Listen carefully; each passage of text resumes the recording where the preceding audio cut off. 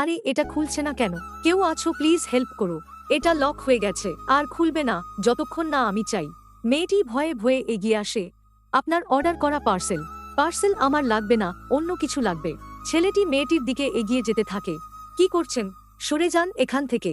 একটি বিরতির পর মেয়েটি কান্নাজড়িত কণ্ঠে বলছে, ড্রামা বন্ধ কর। আমাকে কি আপনার ওইরকম মেয়ে মনে হয়?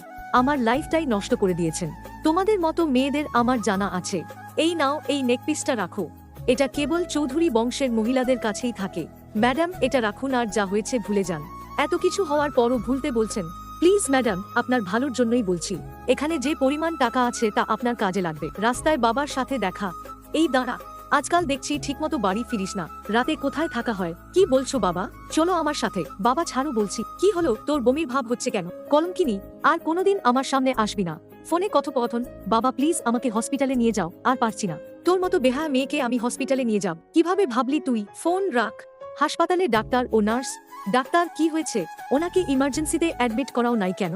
কিন্তু স্যার, বিল পে করবে কে? ওনার সাথে তো কেউ আসে নাই। এটা এটা তো চৌধুরী বংশের মহিলারা পড়তে পারে। এটা মেয়েটার কাছে এল কিভাবে?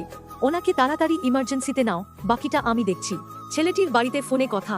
হ্যালো, আপনার ওয়াইফ জীবনমরণের লড়াই করছে একটি নতুন প্রাণকে বাঁচাতে। আপনি কোথায়? কি পাগল হয়ে গেছেন? আমি এখনো বিয়ে করিনি, ওয়াইফ কোথা থেকে আসবে? তাহলে তার কাছে তৃতীয় প্রজন্মের নেকপিস কোথা থেকে আসলো? আমি দেখছি। ঠিকই তো বলেছে। নেকপিস তুই কাকে দিয়ে এসেছিস? দাদি ঠান্ডা হও। 1.5 বছর আগে ওই মেয়েটা। শিট, আমি এটা কি করলাম? হাসপাতালে বাবা ও মেয়ের ঝগড়া। আপনি আমার লাইফের সবচেয়ে বড় ক্ষতিটা করে ফেলেছেন। এটা কি করছিস তুই? কার সন্তান এটা? এক্ষুনি চল আমার সাথে। বাবা ছাড়ো। এটা যার তার সন্তান। ও একটা লকেট দিয়ে কি তুই সন্তানের বাবা প্রমাণ করতে এসেছিস? হঠাৎ প্রবেশ করে দাঁড়ান। আমার ওয়াইফকে এভাবে নিয়ে যাওয়ার সাহস হয় কিভাবে?